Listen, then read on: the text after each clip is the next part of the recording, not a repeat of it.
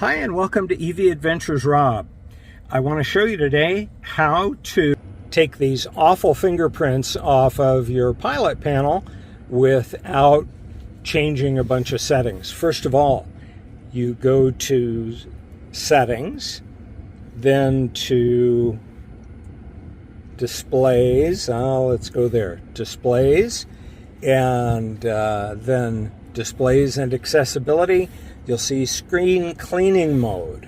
And so now you can use a microfiber cloth.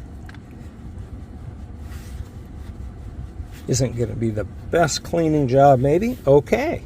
So press and hold,